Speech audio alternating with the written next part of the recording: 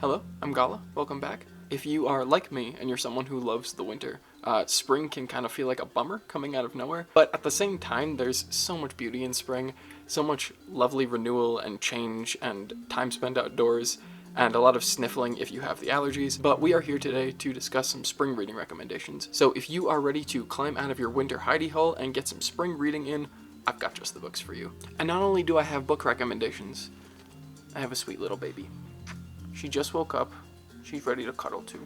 So my first recommendation has to be The Lord of the Rings by J.R.R. Tolkien. This is, of course, a trilogy, and I'm actually reading it for the first time myself right now. And I chose to read these in the springtime this year because they felt like really good books to kind of move along with the seasons with. They span such a large gap of time and so many different characters and so many different locations and terrains, but there's so much beauty and whimsy to the world of Tolkien, and these books just feel like a really, really nice place to dig your feet in when you're looking to come out of that cold. Not to mention they have beautiful characters, beautiful descriptions, beautiful pieces of like writing about friendship and the journey and what it means to be a part of a story and be a part of something greater than yourself. So I have been really enjoying reading these in the springtime, and hopefully you will too. I will also have a long reading vlog coming out for this entire trilogy in the next couple of weeks, so stay tuned if you're interested in that. The next book I have for you today is The True Deceiver by Tove Jansson. If anyone knows her, they'll probably know her by her Moomin and Moomin Troll stories, but she has written a lot of adult fiction as well, and I also recently read this for the first time, and this is about a woman named Katri who she's very hard and very stoic, and all she really thinks about is money, but she wants to support herself and her brother Mats by giving him the dream boat that he's always wanted to build. And they come into contact with a local children's storybook artist named Anna Amelin, who she only draws the forest floor, but in those forest floor paintings she always draws bunnies and rabbits with flowers growing all over them. And there's this beautiful connection between these characters that kind of takes weird and southern turns into dark and difficult places, but it's this beautiful story of characters coming out of the winter months into a springtime that they can try and better understand themselves. And I loved reading this in early spring, and I think it's really good for someone who's looking for not only like a seasonal shift sort of read, but also something that inspires the senses to get out and live your life and be outdoors. Not to mention it's really short. I read this in a day, and Tove Jansson is she's such a beautiful writer. She has wonderful, gorgeous prose, and the simplicity of her writing catches me off guard so often. So highly, highly recommend this one if you're looking for something to kind of pull yourself out of the winter months. Piggybacking off of that idea of rabbits, we have next Watership Down by Richard Adams, and this is such a classic. This is about a group of rabbits who leave their home, but based on the premonition of one of the younger rabbits who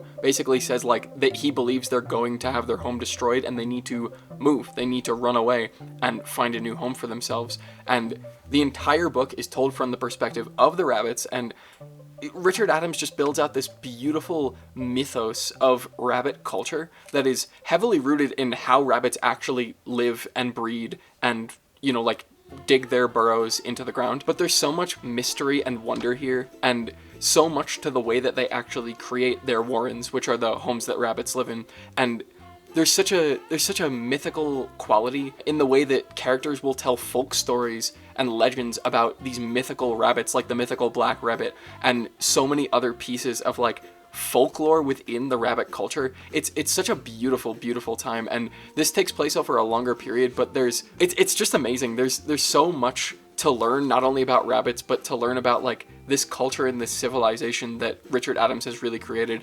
I think it's great as a spring read because it's so about the pastoral, so about the countryside, and you're looking at it through the lens or the perspective of a rabbit, which is not something you would ever consider looking at it through. So highly, highly recommend this one. It's just such a mystical book. It's the kind of thing you don't want to put down once you start reading it, and I can't get enough of it myself. And speaking of the countryside and the pastoral, we also have George Eliot's Scenes of Clerical Life, and I actually have 2 copies of this book. This was the copy I first read when I was a lot younger, and then I left it out in the rain and it got really, really messed up. So I grabbed a second copy to read for the second time.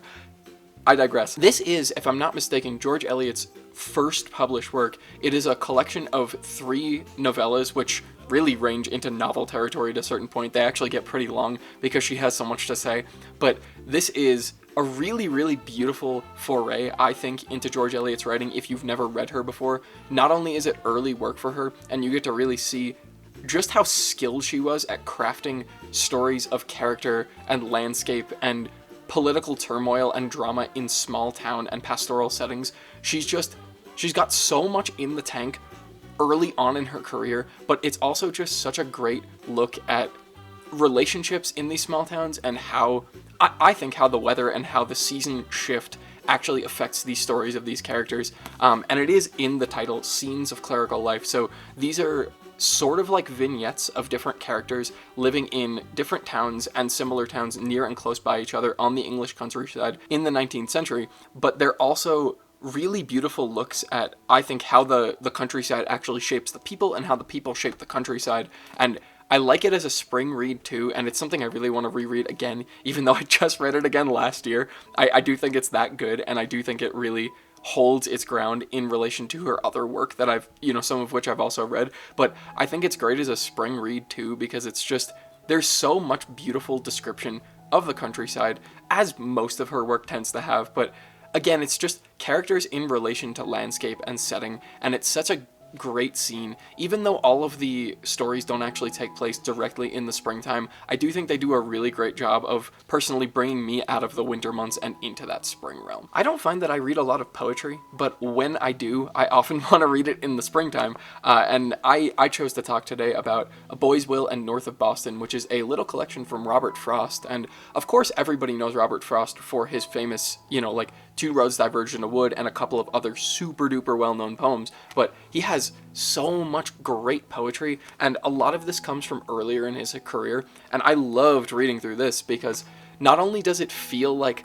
I'm experiencing the winter thaw into spring when I'm reading these poems, it just, his depictions of the landscape and the countryside, similar to what I said about George Eliot, and the way the characters and narrators of his poems feel like they interact so naturally with the world around them, is just beautiful. This poem is called Asking for Roses.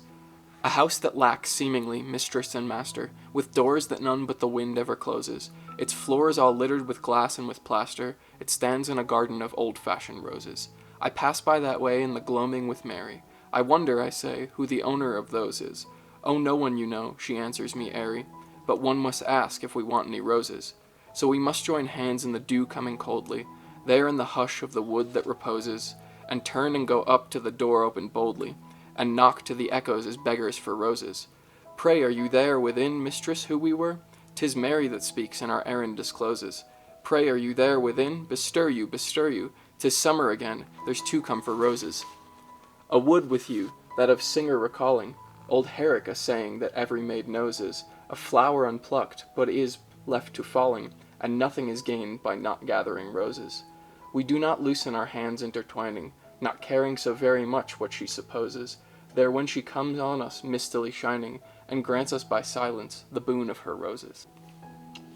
And my final recommendation for you today is The Wall by Marlene Haushofer. This is another book that on the surface doesn't necessarily feel like a spring recommendation, but for me screams springtime in what I know of spring. This is about a woman who leaves her home in the city to visit some friends in the Austrian mountains, and she basically gets stuck there by herself with nothing but a cat, a dog, and a cow, and she finds that a giant wall has descended around the countryside of the mountain around her, and she is there by herself. There's no one else around. She's the only person left, and she doesn't know why this wall is there. She doesn't know what's going on in the world outside of this wall, or who else is there, basically, but she's by herself, and she has to essentially learn to survive.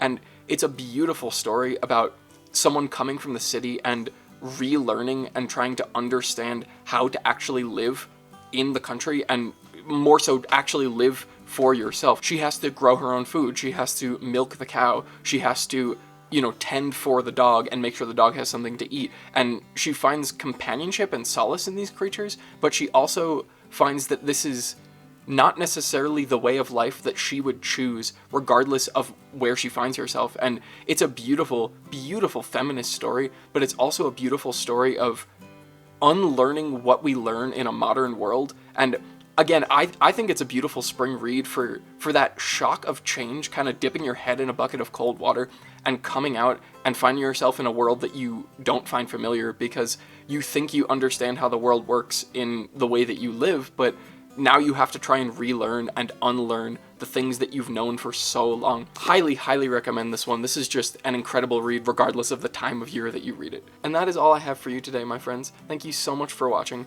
I hope you found some of these recommendations interesting or insightful, and that you walk away from this video with at least one new book on your radar. But please tell me, what are your favorite books to read in spring? What are you thinking about reading this spring? And what's on your docket? Just let me know. I really appreciate you sticking around, and I will see you next time. Bye-bye.